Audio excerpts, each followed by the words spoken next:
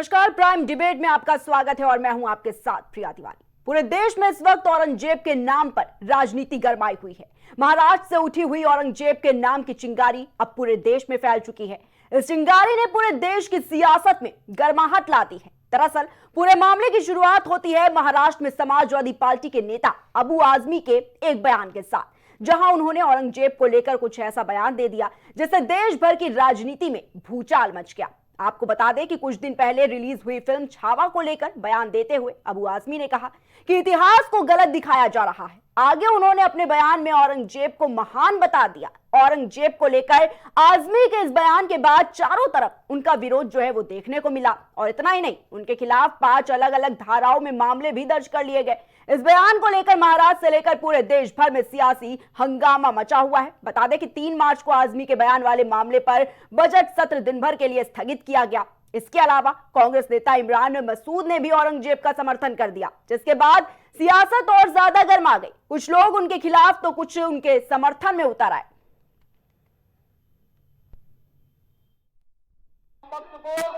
उस कमबख्त को निकालो पार्टी से और उसको एक बार यूपी भेज दीजिए, बाकी उपचार हम अपने आप करवा लेंगे। जो व्यक्ति छत्रपति शिवाजी महाराज की परंपरा पर गौरव की अनुभूति करने की बजाय लज्जा महसूस कर रहा हो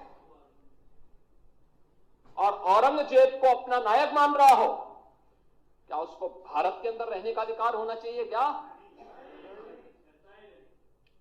और समाजवादी पार्टी को इसका जवाब देना चाहिए। एक तरफ आप कुंभ को कोसते रहे और दूसरी तरफ औरंगजेब जैसे दुष्ट और क्रूर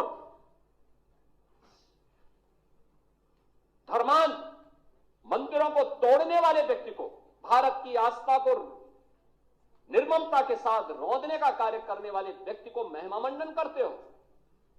आखिर कौन सी नस ऐसी आपकी दबी हुई है कि आप लोग अपने उस व्यक्ति पर, उस विधायक पर नियंत्रण नहीं कर पा रहे हैं? और इसीलिए मैं कहना चाहता हूं कि खंडन क्यों नहीं समाजवादी पार्टी है? समाजवादी पार्टी खंडन करे इसका। लाल बिहारी सुनिए, समाजवादी पार्टी को इसका खंडन करना चाहिए।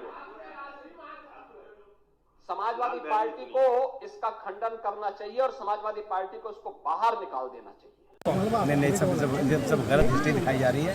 औरंगजेब रहमतुल्लाह अलैह ने बहुत सारी मंदिरें बनवाई हैं और आप बनारस में जाकर देखेंगे, एक बच्ची, पंडित की बच्ची को जब उनका ही एक सिपाही सालार उसके साथ शादी करना चाहता था, उन्होंने उस सिपाही सालार को 2 हाथियों के बीच पैर बांध कर वो मार दिया और उन पंडितों ने उनके लिए एक मस्जिद बना के दिया वहाँ पर। क्या बात करते हैं, ये गलत हिस्ट्री। तो आप औरंगजेब को क्रूर शासक नहीं मानते हैं? नहीं, मैं नहीं मानता। औरंगजेब क्रूर शासक नहीं? बिल्कुल नहीं, मैं बिल्कुल क्रूर शासक नहीं मानता।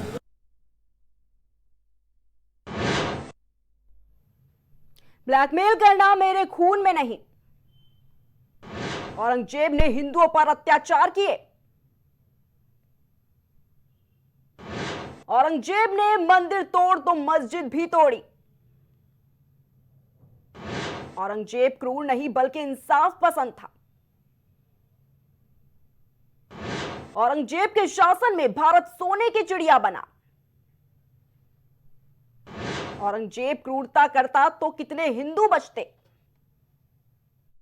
अध्यक्ष महोदय,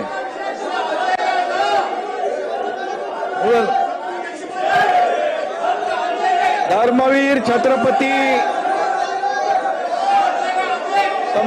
धर्मवीर संभाजी महाराज की, छत्रपति शिवाजी महाराज की जय भवानी। आणि सर्वप्रथम धर्मरक्षक, स्वराज्य रक्षक छत्रपती संभाजी महाराजांच्या शौर्याला मी संधी करतो। मोहम्मद मोहिउद्दीन औरंगजेब आलमगीर ने के ताल्लुक से मुस्लिम इतिहासकारों से कुछ चूक हुई और गलतियां हुई। उनके बारे में गैर मुस्लिमों के दरमियान बहुत सारी गलतफहमियां हैं। उस गलतफहमियों को दूर करने में मुस्लिम इतिहासकार नाकाम रहे। उन्होंने उनकी छवि को सुधारने की कोशिश नहीं की।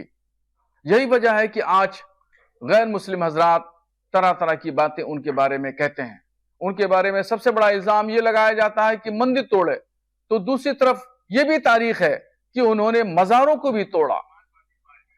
और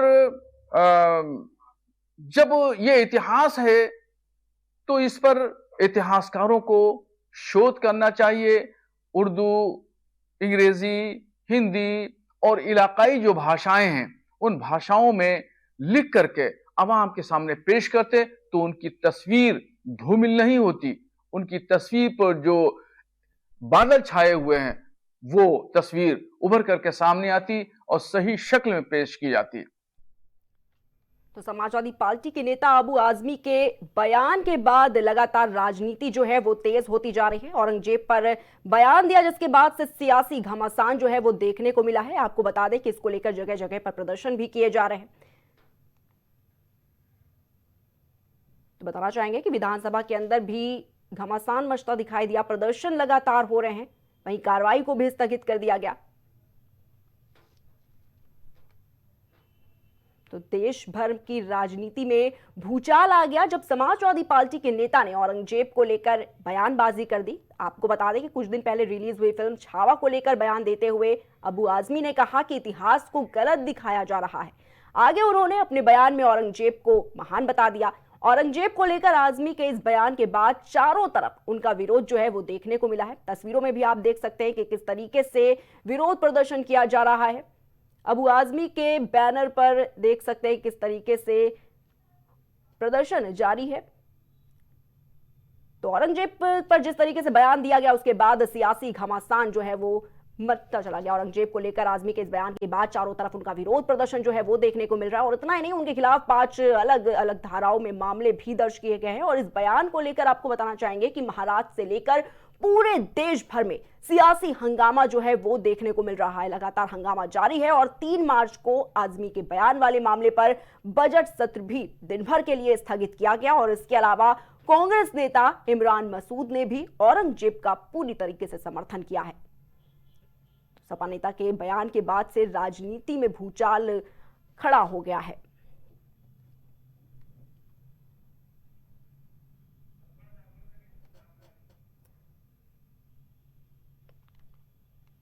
तो लगातार आप देख सकते हैं कि किस तरीके से सपा नेता ने बयान दिया और उसके बाद से राजनीति में भूचाल आ गया। लगातार भाजपा भी इसका विरोध कर रही है, साथ ही जगह जगह पर इसको लेकर प्रदर्शन किए जा रहे हैं।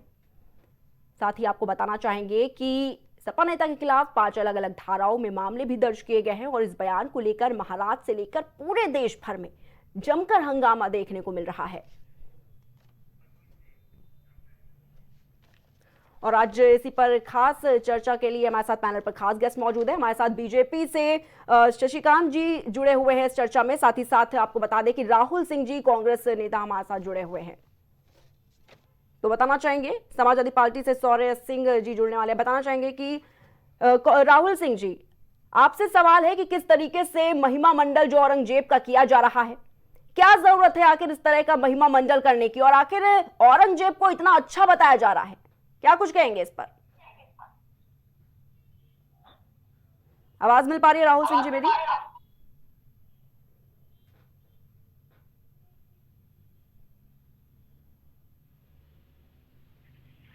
राहुल जी, आपको मेरी आवाज मिल पा रही है?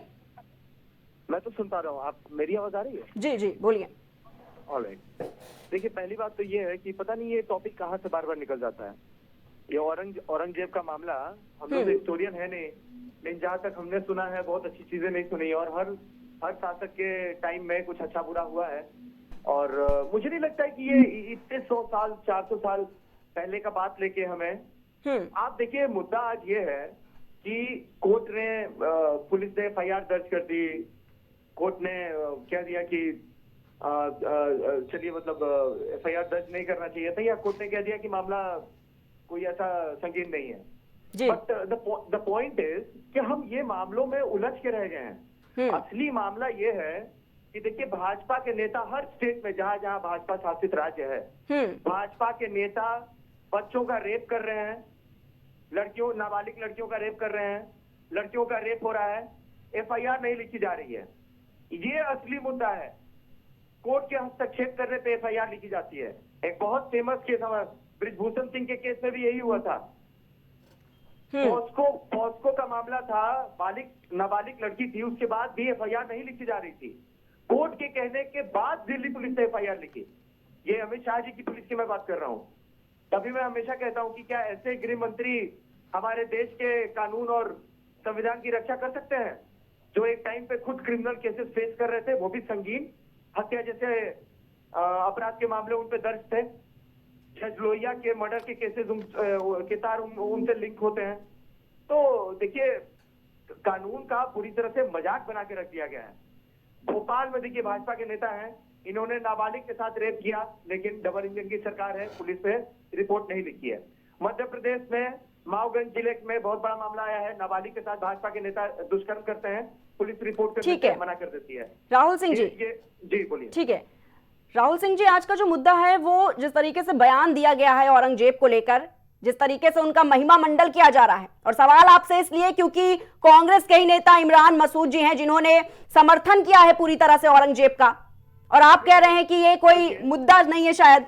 नहीं, मुझे ये समझ में नहीं आता है कि ये कौन जर्नलिस्ट हैं जो जाके औरंगजेब के बारे में, अशोक ने कितने मर्डर किए, बाबर ने कितने मारे थे, और ये जो नई मूवी बनी है छावा, ठीक है ना, इनके देखिए, इनके डायरेक्टर्स को माफी मांगना पड़ा है। इनके जो फिल्म मेकर्स हैं, इन्होंने माफी मांगी है कि हाँ हमने हिस्ट्री को इधर उधर दिखा दिया है। तो क्यों हिस्ट्री इधर उधर दिखाते हो भाई? सिंपल सी बात है, मत दिखाया करो। केरला फाइल्स के जो फिल्म मेकर्स थे, उन्होंने माफी मांगी कि सॉरी हजारों का फिगर नहीं है, 3 लड़की थी। तो भैया झूठा प्रोपेगेंडा क्यों दिखाते हो? सच दिखाया करो ना। तो कोर्ट को देखिए इसमें उलझा के रख दिया गया है। उधर आप देखिए, हसदेव जंगल का ये हाल है कि 1 लाख पेड़ कट चुके हैं, 2.5 लाख और कटने हैं, और सारा का सारा दे दिया गया है माइनिंग के लिए अडानी जी को। ये असली मामले हैं, कोर्ट को इनमें हस्तक्षेप करना चाहिए। अंडमान निकोबार में पूरा उधर जंगल, पूरा वो एवरग्रीन फॉरेस्ट है, वो आज से नहीं हजारों साल पुराने, हजारों साल पुराने पेड़ है वहां पे, उनको सबको काटा जा रहा है कि वहां पे बड़ा पोर्ट बनेगा, एयरपोर्ट बनेगा और ये सब बनेगा। और अडानी जी उसमें, अडानी जी को भी कॉन्ट्रैक्ट में हिस्सा दिया गया है, 3-4 लोग हैं उसमें से, अडानी जी भी हैं कि उनका माल अब डायरेक्ट उतरेगा। ठीक है तो जी तो देखिए, we have more serious things to talk about. आप जानती हैं इन चीजों को। बिल्कुल। तो आपके नेता, आप ही के पार्टी के नेता क्यों फिर इस तरीके के बयानबाजी कर रहे हैं, फिर क्यों समर्थन कर रहे हैं? मैं कह रहा हूँ कि सवाल ऐसे कौन कर रहा है? मान लीजिए किसी को औरंगजेब पसंद है, किसी को नहीं पसंद है, किसी को थोड़ा पसंद है, किसी को ज्यादा पसंद है, कोई पूरी तरह से नफरत करता है, कोई समझता है कि हाँ भैया ऐसे कितने शासक आए और गए।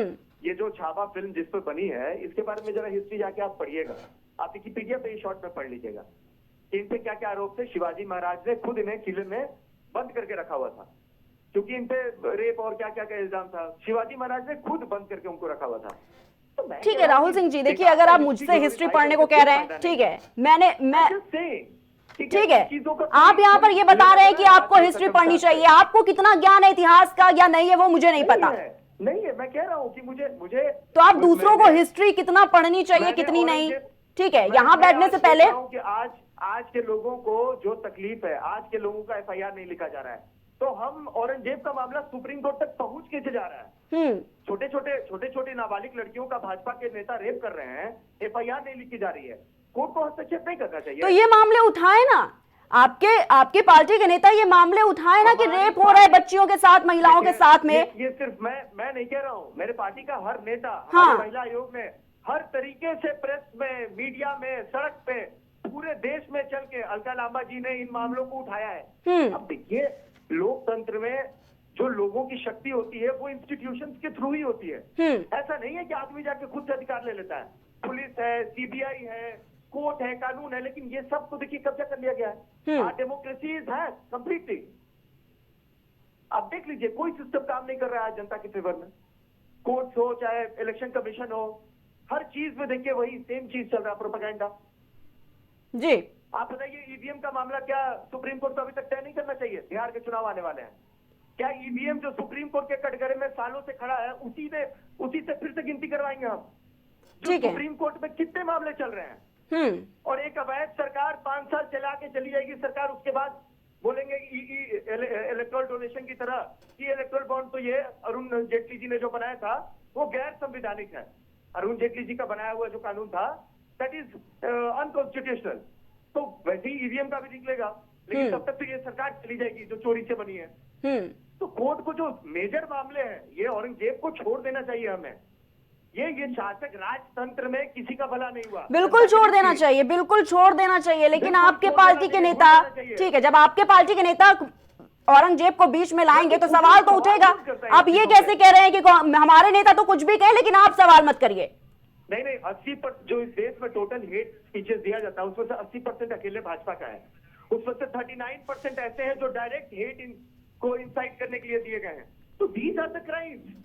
छोड़िए औरंगजेब को, आज के क्राइम्स देखिए, 80% हेट स्पीचेस भाजपा के हैं। अब देखिए एनसीआरपी का डेटा है, उसमें से 39% में direct incitement of violence, direct violence के लिए इंसाइट किया जा रहा है, उकसाया जा रहा है कि करो। अरे हमारे ये भाजपा के जो मंत्री हैं, क्या नाम है इनका, अभी बिहार में आके बच्चों को कह रहे थे कि मुसलमान को मारो, 100 आदमी घेर के मारो। क्यों मारो? चाहे बच्चे हमारे लड़ेंगे, पढ़ेंगे लिखेंगे, नौकरी करेंगे। आप तो सत्ता का मलाई चाट रहे हैं और बच्चों को कह रहे हैं कि इंग्लिश मत पढ़ो, हिंदी मीडियम स्कूल में पढ़ो, हिंदी में एमबीबीएस पढ़ाएंगे। तो डॉक्टर्स हमारे पढ़ लिख के जो अमेरिका तक पहुंच गए रिसर्च करते हुए, ये हमारे हिंदी वाले पढ़ के कहां पहुंचेंगे? अब बोल रहे 3 लैंग्वेज पढ़ाएंगे, 2 लैंग्वेज तो ठीक से पढ़ा नहीं पा रहे आप जी। 1 लाख सरकारी स्कूल बंद कर दिए इन लोगों ने पिछले 10 सालों में। 1 लाख सरकारी स्कूल, 11.5 लाख के आसपास थे, अभी 10 लाख 17 ठीक है, ठीक है राहुल सिंह जी, वापस आपके पास आऊंगी, लेकिन उससे पहले समाजवादी पार्टी से धर्मेंद्र सिंह जी हमारे साथ जुड़े हुए हैं। धर्मेंद्र जी, आखिर जिस तरीके से जो बयान दिए जा रहे हैं औरंगजेब से, आखिर समाजवादी पार्टी को इतना प्रेम कहां से आ गया? नहीं, प्रेम तो भारतीय जनता पार्टी का परिलक्षित हो रहा। बाबर और औरंगजेब के बिना उनको जो है उनकी राजनीति नहीं चलती। देखिए, जो ये बयान जहां से शुरू हुआ था, इन्होंने इस तरह की भाषा का प्रयोग किया था, बोले थे, उन्होंने खेद व्यक्त कर दिया अपने बयान को, उससे वापस उसको ले लिया, तो पटाक्षेप हो जाना चाहिए। लेकिन सवाल यह है, पटाक्षेप क्यों हो जाए? पटाक्षेप हो जाएगा तो भारतीय जनता पार्टी की राजनीति, उनकी जो कुर्सी का डर बन रहा हुआ है वो चल नहीं पाएगा। सवाल यह है कि देश में बहस किस पर होनी चाहिए? बिल्कुल राहुल जी कह रहे थे, बहस होनी चाहिए कि जो नौजवानों को नौकरियां नहीं मिल रही, इस पर होनी चाहिए। जो महंगाई बेतहाशा बढ़ रही, उस पर होनी चाहिए। देश कर्ज में डूबता जा रहा है, उस पर होनी चाहिए। भारत में उद्योग धंधों की गति धीमी होती जा रही है, उस पर होनी चाहिए। चर्चा इस पर होनी चाहिए कि महिला शांति सुरक्षा में 148वें स्थान पर हिंदुस्तान क्यों है? महिला अपराध में भारत में उत्तर प्रदेश जैसे राज्य नंबर 1 बने। ग्लोबल हंटर इंडेक्स में 105वें नंबर पर हिंदुस्तान क्यों बना हुआ है? और उसमें श्रीलंका, म्यांमार, नेपाल और बांग्लादेश जैसे आपकी नजर में इतिहास कुछ है ही नहीं, इसका मतलब आपके नेता बयानबाजी कर रहे हैं और आप कह रहे हैं कि बात इस पे होनी चाहिए, उस पे होनी चाहिए। लेकिन जो डिबेट का मुद्दा है, वो आपके नेता औरंगजेब को बयान दे रहे हैं उस पर लगातार, आप कह रहे हैं इस पर बात ही मत करिए। आप नहीं, आपकी नजरों में कितना सही है ये बयान? मैं बता रहा हूँ। हाँ बिल्कुल बताइए, आप वही बताइए। जब उन्होंने खेद व्यक्त कर दिया और उसके लिए वो अपना दुख प्रकट कर चुके, माफी मांग चुके हैं, तो वो विषय का पटाक्षेप हो जाना चाहिए। लेकिन अगर आप औरंगजेब औरंगजेब औरंगजेब चिल्लाते रहेंगे तो और उससे महत्वपूर्ण मुद्दे हैं। और अगर बात करेंगे इतिहास की, तो क्या है, औरंगजेब के जो कालखंड उसका रहा हिंदुस्तान के शासक के रूप में, उसको इतिहास के पन्ने से फाड़ फेंक देंगे? क्यों नहीं? आपकी सरकार वो कह देते, आप लिख दीजिए कि औरंगजेब नाम का कोई शासक नहीं हुआ, ये हम नहीं पढ़ेंगे, नहीं पढ़ाने देंगे। भाई, कोई भी शासक हुआ है उस जमाने में, उस दौर में, जो भी अच्छा बुरा किया होगा, उससे आगे आप सीख लेकर के अच्छा करने का प्रयास करना चाहिए। देश को एकता के सूत्र में बांधते हुए विकास के राह पर कैसे आगे बढ़ाना, इस पर विचार होना चाहिए। अगर इसकी करेंगे तो बेमिसाल की हत्या किसने की थी? भाई, तमाम ऐसे शासक हुए हैं जो अपने घरों में दुर्घटना करके, अपने पिता की हत्या करके, भाई की हत्या करके राजगद्दी पाए हैं, धन के लिप्सा लालसा में। समाज में आज भी इस तरह के गंदे लोग हैं। लेकिन सवाल ये है कि जब आप किसी एक कालखंड की चर्चा करेंगे तो उसके अच्छे और बुरे, स्याह और सफेद दोनों पहलू हो सकते हैं। रावण को जहां कहा जाता है विधर्मी, अहंकारी, वही रावण को प्रभु श्री राम ने लक्ष्मण से कहा कि वो ज्ञाता है, विद्वान है, धर्म का ज्ञाता है जी। उससे जाकर के ज्ञान लो, नीति का ज्ञान लो। तो क्या कहें, नीति का ज्ञान लो? अगर कह दिया जाए कि रावण नीति का ज्ञाता था, धर्म का ज्ञाता था, तब तो आप लोग हम लोग को हिंदू धर्म सनातनीय नहीं माने। तो प्रभु श्री राम ने कहा था। तो सवाल यही है कि उस कालखंड को आप इतिहास से बाहर नहीं कर सकते। जब इतिहास की चर्चा होगी तो अच्छे या बुरे किसी न किसी रूप में उसकी चर्चा जरूर होगी। उसने मंदिर तोड़े, मस्जिद तोड़े, क्या किए, कैसे किए, उसके साथ ये भी चर्चा होगी कि उसने चित्रकूट में एक मंदिर बनाया था। जो कह देगा तो क्या विधर्मी नहीं हो जाएगा? महत्वपूर्ण ये है आप उससे सीख लेकर के आगे कैसे देश को ले जाना चाहते हैं, उसका कोई विजन इस सरकार के पास है नहीं। इसलिए वो केवल बाबर और औरंगजेब को आप लगातार लाइमलाइट पे अपने सामने रखना चाहते हैं, उन्हीं को दिखा के वोट लेना चाहते हैं। ठीक है धर्मेंद्र सिंह जी, आऊंगी आपके पास वापस। शशिकांत जी हमारे साथ बीजेपी से जुड़े हुए हैं। शशिकांत जी, क्या जवाब देना चाहेंगे आप इस पर? एक तरफ औरंगजेब का महिमा मंडल चल रहा है, लेकिन आप पर भी आरोप लगाए जा रहे हैं कि और कोई मुद्दे नहीं है, इसी वजह से भारतीय जनता पार्टी भी पूरी तरीके से इसको खंडन कर रही है। इसका क्या कुछ कहना है आपका इस पे? देखिए, समाजवादी पार्टी जिस तरीके से अबू आजमी के बयान का समर्थन कर रही है, अखिलेश यादव ने जिस प्रकार से समर्थन कर रहे हैं, तो इससे स्पष्ट है कि ये समाजवादी पार्टी नहीं है, औरंगजेबवादी पार्टी है। ये औरंगजेबवादी पार्टी के हर एक कार्यकर्ता में औरंगजेब की आत्मा घुसी हुई है और औरंगजेब की आत्मा को प्रसन्न करने के लिए लोग किस हद तक जा सकते हैं, ये उसका एक उदाहरण है कि अबू आजमी ने बयान दिया आत्मा और वाली अखिलेश पार्टी यादव इसका दूसरों को समर्थन औरंगजेब कर की रहा है। पार्टी बता रही है। आज भाई आप अडवाणी जी गए जिन्ना की मजाक पर और उन जिन्ना को सेकुलरवादी कहा, तो आपने अडवाणी के खिलाफ क्या कार्रवाई की? धर्मेंद्र सिंह जी जिस आएंगे आपके सनातन में पास। जात को माता ठीक है, नहीं, जिस सनातन में नहीं। धर्मेंद्र सिंह जी आएंगे आपके पास। शशिकांत जी को पहले अपनी बात पूरी करने दीजिए। शशिकांत जी, हमारा देश वीर शिवाजी का देश है, वीर संभाजी का देश है।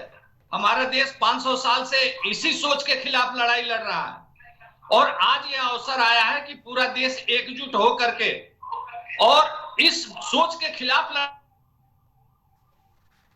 जी देश के लोगों के अंदर एक गौरव आया है, आत्मसम्मान आया है कि हम औरंगजेब नहीं, हम वीर शिवाजी के रास्तों पे चल रहे हैं, हम महाराणा प्रताप के रास्तों पे चल रहे हैं। ऐसे में अबू आजमी का यह बयान और अखिलेश यादव का समर्थन, ये औरंगजेबवादी पार्टी जो है दिखा रहे हैं कि इस देश में ये इस सोच को ये मिटने नहीं देंगे।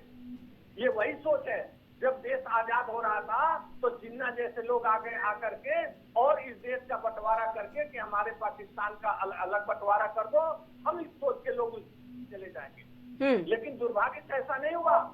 जो ये पाकिस्तान अलग कराने के बाद भी औरंगजेब के सोच वाले लोग इस देश में रह गए और आज बयान दे रहे हैं, आज उसको महान बता रहे हैं। हमारा देश पूरा किस तरह से आज आहत है, किस तरह से पूरा देश उबल रहा है, इनको इस बात का अंदाजा नहीं है। कहा तो योगी जी ने कि भेज दीजिए उत्तर प्रदेश, अभी इनको समझ में आ जाएगा। हाँ, ये जरूर है कि महाराष्ट्र के लोग ही इनका जवाब देंगे जी, महाराष्ट्र के लोग ही इनसे समझ लेंगे। महाराष्ट्र के लोग पर्याप्त हैं। अबू आजमी अब आप ज्यादा दिन राजनीति नहीं चलेगी। हाँ, जहां तक कांग्रेस की बात है, कांग्रेस के भाई साहब इस सोच का बड़ा समर्थन कर रहे थे, तो ये लोगों ने तो दिल्ली में औरंगजेब और अकबर और यही सब नाम ही रखा है सारे सड़कों का। बाबर, हुमायूं सब नाम रखा है। दिल्ली की जनता ने इनका क्या हासिल कर दिया? दिल्ली की जनता ने इनको कहां पहुंचा दिया? अभी ताजा उदाहरण, महाराष्ट्र की जनता ने कांग्रेस को कहां पहुंचा दिया, हरियाणा की जनता ने कहा। इन लोगों को अब सोचना चाहिए या सबक लेना चाहिए कि देश का मूड क्या है। देश जो है आत्मगौरव को, अपने आत्मसम्मान को आगे रख करके अब आगे चल रहा है। विकसित भारत बनेगा, लेकिन आत्मसम्मान को आगे रख करके बनेगा। अब औरंगजेबवादी पार्टी के लोग अपना भविष्य तय कर लें। इस देश में अब यह नहीं चलेगा। मध्य प्रदेश बन रहा है। आप इस पे कुछ बताइए भैया। देश जो है आप बताइए नहीं लिखती है, जो भाजपा का नेता रेप करता है, ये क्या है? इस पे मैं सवाल कर रहा हूँ। आप बोलिए, क्या उत्तर प्रदेश? देखिए हमारा इतिहास अच्छा। राहुल सिंह जी आऊंगी आपके पास, ठीक है जी जी कुछ कह रहे हैं आप? औरंगजेब हुमायूं थे क्या लेना देना उससे? मैं कह रहा हूँ आज राजतंत्र नहीं है, लोकतंत्र है। हमारे फ्रीडम फाइटर्स ने हमें आजादी दिलाई, हमारे लोगों को शक्ति दी। ये लोकतंत्र है, तो लोकतंत्र में लोगों के सवाल का जवाब देना पड़ेगा भैया। आप पहले जवाब दीजिए। ये बीजेपी के नेताओं के खिलाफ जब भी रेप केसेस का मामला होता है, राहुल सिंह जी क्यों दर्ज नहीं करती है? राहुल सिंह जी एक सेकंड, पहले आप इस बात का जवाब दीजिए। जब आप लगातार यही बात कह रहे हैं जब से डिबेट शुरू हुई है कि क्यों ये आपको इस मुद्दे से क्या तकलीफ है? आपकी पार्टी के नेता बयानबाजी कर रहे हैं, हम थोड़ी बयानबाजी यहाँ पर करने बैठे हुए हैं। मैं ये कह रहा हूं आप पहले जवाब दीजिए उस चीज का। आप समर्थन कर रहे हैं, आप समर्थन कर रहे हैं, आपकी नजर में क्या है? ये बयान जो दिया गया है वो सही है कि नहीं सही है? आपकी नजरों में क्या इतिहास कोई मायने नहीं रखता? अरे भैया, मेरे नजरों में इतिहास मायने रखता है, तभी तो हम कह रहे हैं कि अच्छा और बुरा दोनों इतिहास है। हाँ। सारा पढ़ाया गया है। मैं वही कह रहा हूँ, क्या आप डिनाई नहीं कर सकते हैं कि क्रूअल रूलर्स थे? तो आप राजनीति में बैठ के इस तरह की बयानबाजी करना ठीक है। आप सुनिए, एक मिनट सुनिए, जी बोलिए। मैं वही कह रहा हूँ कि राजतंत्र में पावर राजाओं के पास था। कैसे ब्रिटिश धीरे धीरे अंग्रेज हमारे देश में घुस गए, हमारे राजा एक दूसरे से लड़ते रह गए। ये जो देश बना है जिसको हम भारत कह रहे हैं, ये भारत नहीं था, ये बहुत सारे रजवाड़े थे। इसको भारत के ये जो लोकतंत्र बना है भारत, ये 1947 में आजादी के बाद बना। सारे स्टेट्स को जोड़ के और सबको एक संविधान से जोड़ा गया, एक पैक्ट बनाया गया, एक कानून बनाया गया जिसका सब लोग जुड़े होंगे, फंडामेंटल ड्यूटीज दिया। इतिहास का ज्ञान नहीं है, ज्ञान दे रहे हैं इतिहास पे। एक चीज बता दे, और जिनको आजादी की लड़ाई में जिनका एक रत्ती भर भी बाल भी बाका नहीं हुआ, वो लोग आज सर्टिफिकेट देने के लिए तैयार रहते हैं कि देशभक्त कौन है और पाकिस्तानी कौन है। इस देश के नागरिक के जो प्रतिनिधि हैं, सांसदों को गाली देते हैं, उनके धर्म के आधार पर गाली देते हैं। रमेश बिदूरी संसद के अंदर में, उनको क्या सजा मिलती है? कुछ भी नहीं। क्या पार्टी उन्हें निकाल देती है? नहीं। तो ये है असली गुनाहगार, तो लोकतंत्र में ये है। 400 साल पुराने शासक के बारे में कौन क्या बात कर रहा है, ये मुझे तो लगता है कि this is, I don't know what to comment about it. मेरे लिए तो ये टॉपिक ही नहीं है। बिल्कुल टॉपिक नहीं है, लेकिन ठीक है। मुझे ये समझ में नहीं आ रहा है कि लोगों की भावनाएं औरंगजेब के बारे में अच्छा बुरा कहने से लोगों की भावनाएं आहत हो जा रही हैं। हमारी बेटियों का रेप हो रहा है, लोगों की भावनाएं क्यों नहीं आहत हो रही हैं? हम ये पूछना चाह रहे हैं। जो नेता को एफआईआर करना पड़ जा रहा है औरंगजेब की बात सुन के, अच्छा बुरा सुनने पे, हमारी बेटियों के साथ क्यों खड़ा नहीं हो रहा है? हमको ये समझ में नहीं आता है। आप पहले जवाब दें सर। ये मेजर जो अभी देखिए बॉम्बे हाईकोर्ट ने जो माधवीपुरी बुच है उसके एफआईआर पे स्टे लगा दिया है। क्यों? ये वही बॉम्बे हाईकोर्ट है जिसके चीफ जस्टिस पे आरोप लगा था कि उन्होंने जज लोहिया को 100 करोड़ रुपए और फ्लैट देने का, रिश्वत देने का ये किया था। ठीक है राहुल बाद में उनकी जी ठीक है राहुल सिंह जी, देखिए आप ही की पार्टी समर्थन कर रही है लगातार, आपकी पार्टी समर्थन कर रही है, और गलत को गलत कहा जाए इसमें कौन सी बुराई है? कि कोर्ट्स को और मेजर केसेस देखने चाहिए कि जज लोहिया का मर्डर केस खुलवाएं। एक सीबीआई जज को इंसाफ नहीं मिला, कैसे कोर्ट जजेस कैसे इंसाफ देंगे बड़े बड़े क्रिमिनल्स के खिलाफ? देखिए एक लोअर कोर्ट ने दिया कि नहीं एफआईआर कीजिए, माधवीपुरी बुच और 5 और सदस्य हैं जो उनके खिलाफ एफआईआर कीजिए। बॉम्बे हाईकोर्ट ने स्टे लगा दिया ना एफआईआर नहीं होगा। क्यों नहीं होगा एफआईआर? क्यों जांच नहीं होगी? लोगों के पैसे डूब रहे, क्यों जांच नहीं होगी? अडानी के खिलाफ अमेरिका में अरेस्ट वारंट जारी हो गया, लेकिन यहाँ जांच नहीं बैठेगा। अडानी को पूरा देश बेच देगा, लेकिन जांच नहीं बैठेगा। ठीक है राहुल सिंह जी, इंडिया बिक गया लेकिन जांच नहीं बैठेगा। ठीक है राहुल सिंह जी, ठीक है, ये जब उन मुद्दों पर बात होगी तब आप बिल्कुल जवाब दीजिएगा यहाँ पर बैठकर। लेकिन अगर आपके लिए ये शायद कोई मुद्दा नहीं हो, आपके लिए राहुल सिंह जी शायद ये कोई मुद्दा नहीं हो, लेकिन देश के लिए ये मुद्दा है। अगर देश के लिए मुद्दा नहीं होता तो प्रदर्शन नहीं हो रहे होते। नरेंद्र मोदी ने एक पीएसयू नहीं बनाया, 23 पीएसयू बेच दिए। या तो आपको जवाब नहीं देना है राहुल सिंह जी, आप जवाब नहीं देना चाहते, आप या तो जवाब नहीं देना चाहते, आप मुद्दे से मत भटकिए लगातार। सुप्रीम कोर्ट ने बोला कि इलेक्टोरल बॉन्ड खा रहे थे जो इलीगल था, तो अमित शाह जो पहले, ठीक है राहुल सिंह जी, ठीक है राहुल सिंह जी, वापस आऊंगी आपके पास। धर्मेंद्र सिंह जी जवाब दीजिए कि किस तरीके से आप ये जो इतना महिमा मंडल किया जा रहा है, आप लगातार कह रहे हैं ये कोई मुद्दा ही नहीं है। मुद्दा नहीं होता तो देश में इस तरीके से जो प्रदर्शन हो रहा है जगह जगह पर, वो नहीं होता। और जितना वर्तमान जरूरी है, सुनिए पहले मेरी बात, पहले आप मेरी बात सुनिए, जितना ठीक है, जितना वर्तमान जरूरी है, जितना डिबेट इस पे जरूरी है, आप इतिहास में आप ठीक है, पहले आप मेरी बात सुनिए। पहला दिया, इलेक्ट्रल बॉन्ड बना दिया, अरुण जेटली साहब। राहुल सिंह जी आऊंगी आपके पास, ठीक है। धर्मेंद्र सिंह जी जवाब दीजिए, आपके लिए शायद ये मुद्दा नहीं है, लेकिन देश में ये मुद्दा है। आप ऐसे ही नहीं किसी पर भी बयानबाजी कर सकते। क्रूर शासक था कौन? ठीक है, आप पहले मेरी बात सुनिए। जिस दिन जिस मुद्दे पर बात होगी आप वही बात करेंगे ना। रेप केसेस, बीजेपी के ये केस वो केस, जब उसके मुद्दे पे बात होगी आप बिल्कुल बात करेंगे। हम इतिहास का मुद्दा ही लेकर सिर्फ यहाँ पर देखिए नहीं बैठते, बेरोजगारी से लेकर सारे मुद्दे लेकर बैठते। आप पहले मेरी बात सुनिए। देखिए ये प्रेजेंट केसेस के बारे में बात करूं मैं 400 साल पहले की बात नहीं कर रहा हूँ। राहुल जी जिंदा है, ठीक है, और ये न्याय के लिए लड़ रही है, इनको न्याय नहीं मिल रहा है। सोचिए, मैं इनकी बात कर रहा हूँ। तो ठीक है राहुल जी, ठीक है, आऊंगी आपके पास वापस। धर्मेंद्र सिंह जी, आप जवाब दीजिए। आपकी पार्टी के नेता इस तरह की बयानबाजी कर रहे हैं, शायद आपके लिए ये कोई मुद्दा नहीं हो, लेकिन देश में आज भी एक बड़ा मुद्दा है, और अगर ये मुद्दा नहीं होता तो इस तरीके से प्रदर्शन नहीं हो रहे होते। अगर ये इतना ही छोटा मुद्दा होता तो इतना बवाल नहीं राजनीति में मचा होता। नहीं, सवाल हो गया हो तो बता दे, और जवाब भी आपने दे दिया हो तो मैं सुन लेता हूँ। बिल्कुल सुनिए। हो गया सवाल? बिल्कुल सवाल हो गया, आप जवाब तो दीजिए पहले। मेरा जवाब सुन लीजिएगा। मैंने कहा कि जब उन्होंने जो कहा और उससे वो खेद व्यक्त कर दिए, माफी मांग लिए, और सब उस चीज का पटाक्षेप हो गया।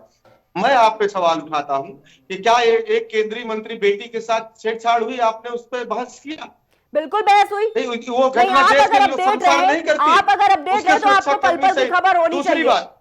दूसरी बात प्लीज, अगर आपको नहीं, ठीक है, अगर आपको अगर अपनी बात नहीं रखनी, पहले देखिए।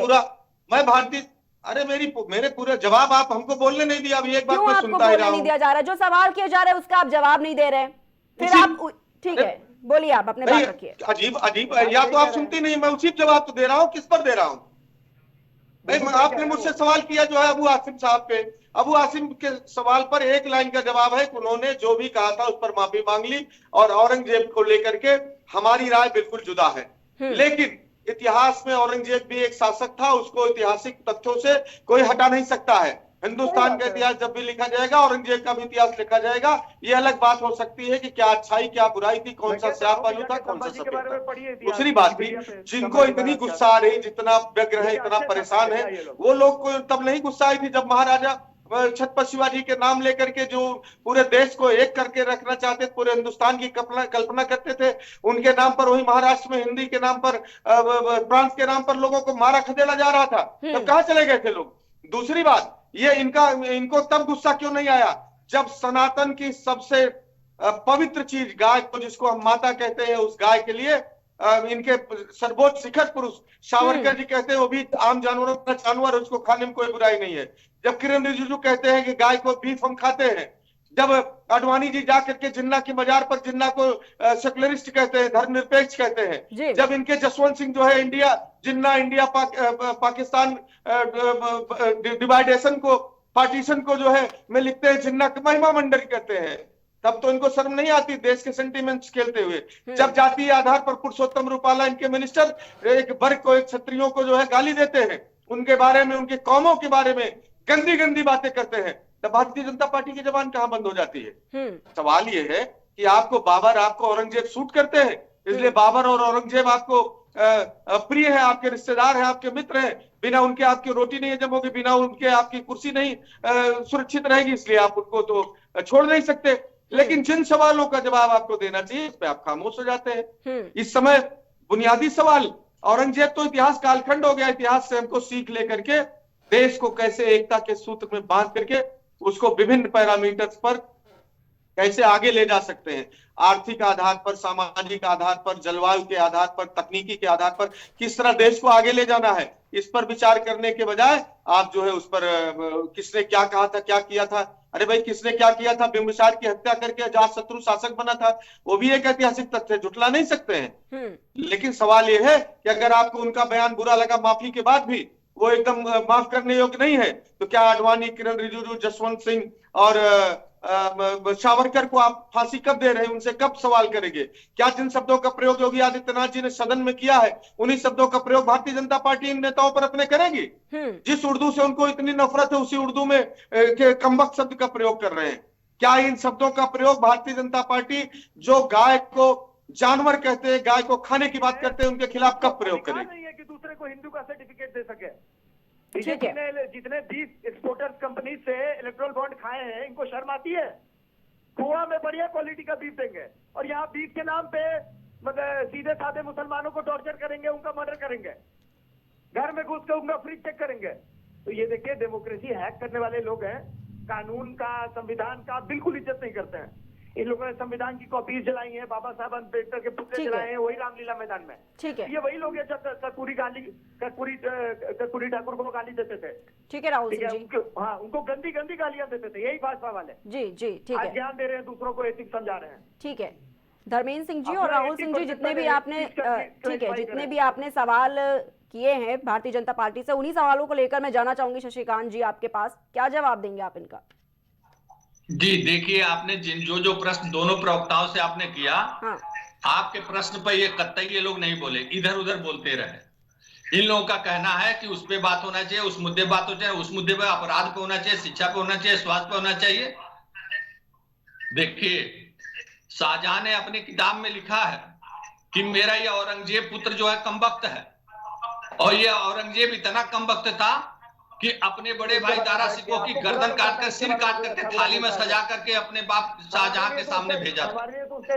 उस कमबख्त का अनुयायी, आपको समय दिया जाएगा बात रखने का। उस कमबख्त को महान बताने वाला ये अबू आजमी, उसको ये क्यों नहीं सिखा रहे हैं कि शिक्षा पे बात करो, स्वास्थ्य पे बात करो, और अन्य सारी बातों पे बात करो, अपराध पे बात करो?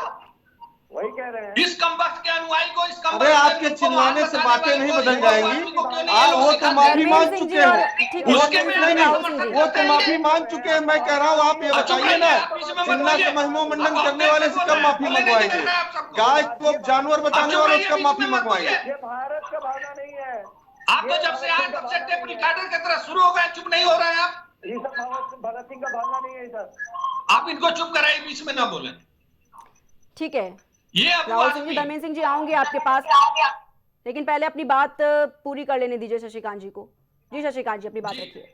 ये अबू आजमी देश का सौहार्द बिगाड़ना चाहता है। ये लोग माइनॉरिटी मुस्लिम तुष्टीकरण की राजनीति जो समाजवादी पार्टी और कांग्रेस करती आई है देश की आजादी के बाद, अब वो रेखा धुंधली हो रही है, अब वो मटमैली हो रही है, तो इन लोगों को गर्मी छिटक रही है। अबू आजमी को अखिलेश यादव ने आगे करके और ये बयान दिलवाया ताकि देश में गर्मी आ जाए, देश में जो है हलचल मच जाए। लेकिन अखिलेश यादव को पता नहीं है ये गर्मी तपा देगी उनको, उनकी राजनीति जो है इसमें झुलस जाएगी। 100% लगा। ये अबू आजमी, इसका बेटा जाकर के गोवा में पिस्तौल तानता है, अडानी के चक्कर में और जाकर पब्लिक पे फायर कर रहा है, पुलिस ने पकड़ के वहां जेल में डाला हुआ है।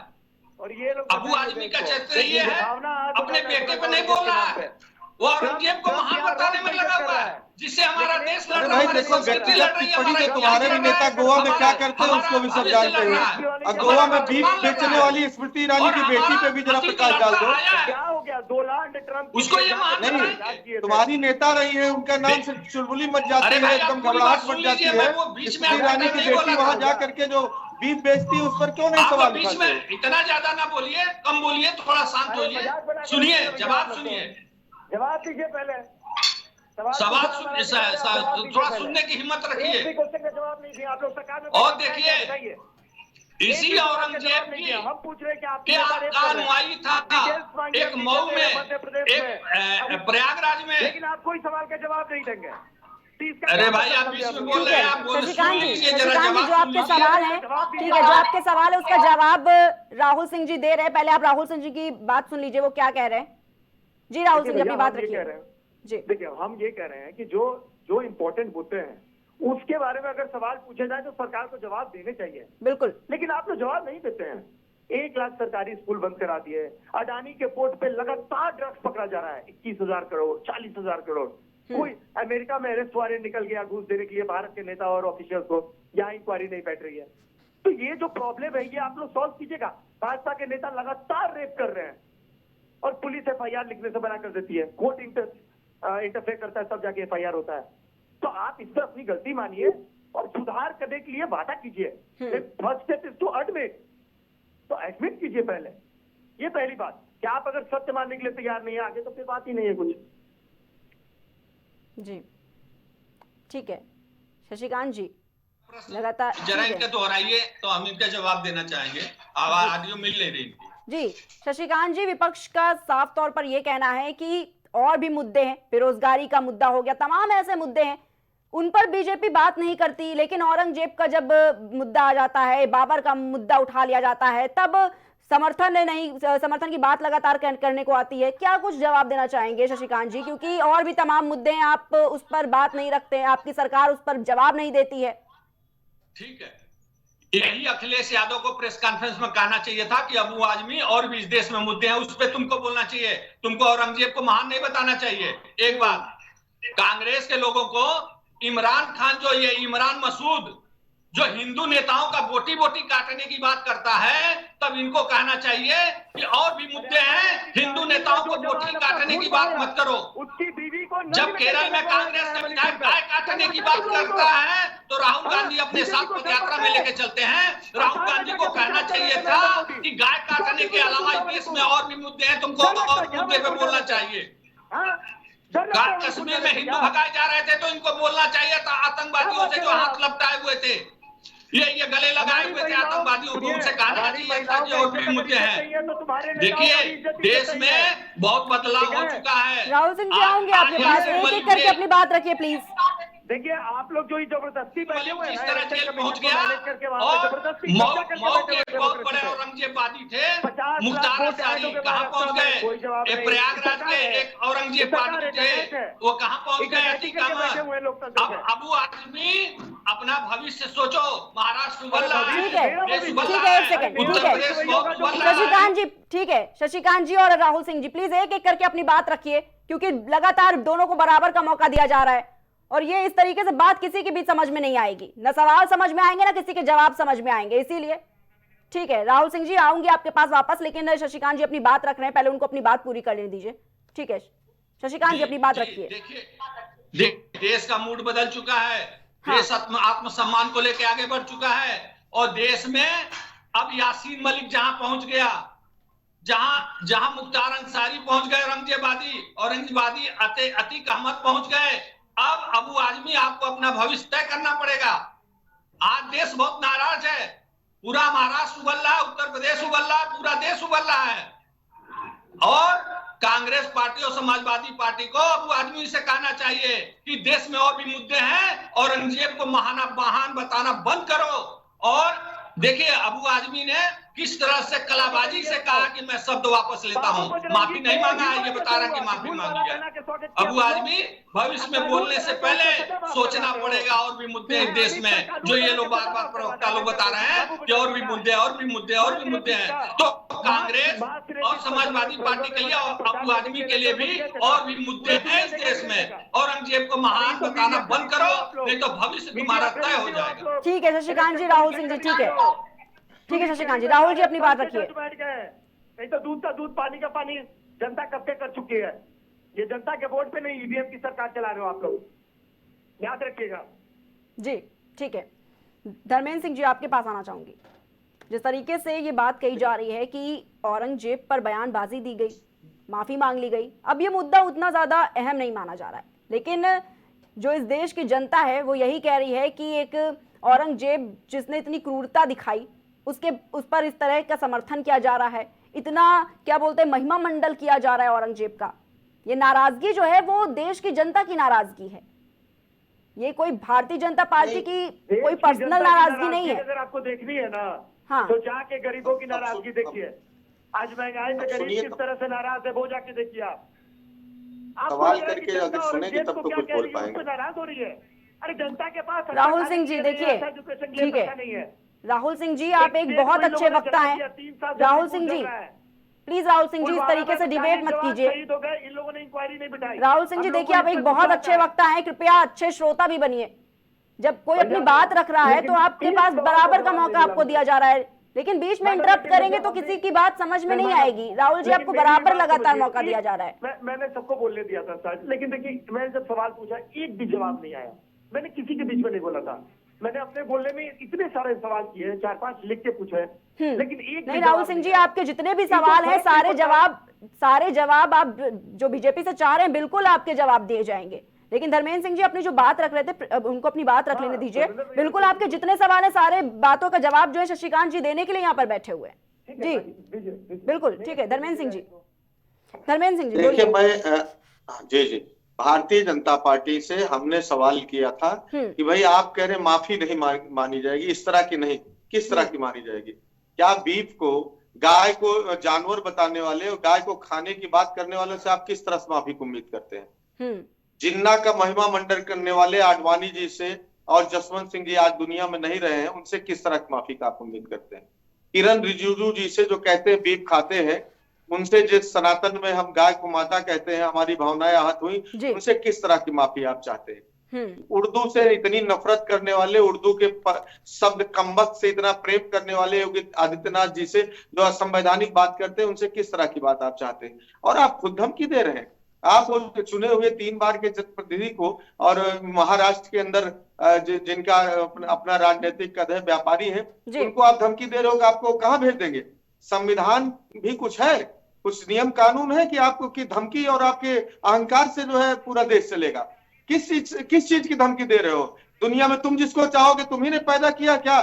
ईश्वर के ही हाथ में है कि कौन किसको कब कहा क्या मौत मिलेगी, कब जन्म मिलेगा। इतना अहंकार मत पालो। 2 MP थे, यहां तक पहुंचे और 2024 में उत्तर प्रदेश की जनता ने औकात दिखा दिया था और आने वाले सब चुनाव में आपको सही जगह पहुंचा देगी। वो इंतजार कर रही, जो बुनियादी सवाल है जिनको लेकर के वोट मांगे थे उस पर जबान नहीं खुलती है। और होना चाहिए जो संकल्प पत्र लेके आए थे, वो सबसे बड़ा ग्रंथ लोकतंत्र में होता है, जो उसमें वादा जनता से करते हो कि इसको हम सरकार में आने पर हम ये करेंगे, उसी आधार पर मत पाते हो और उसका जो अपमान और निरादर किया है 24 में जनता ने आपको ठीक किया है। और आने वाले उत्तर प्रदेश 27 के चुनाव में भी बाहर का रास्ता दिखाएगी। और जो अहंकार पालता है कि हम ही रहेंगे, यहाँ पहुंचा देंगे, वहां पहुंचा देंगे, एक बार अपनी भाषा पे बात में जाके सुन के संयम से सुन लेना, समझ लेना कि तुम क्या कह रहे हो। तुम्हें कोई अधिकार नहीं है, न संविधान इसकी इजाजत देता है, न इतने बड़े बहादुर हो चुके हो सबको उसकी जगह पहुंचा दोगे।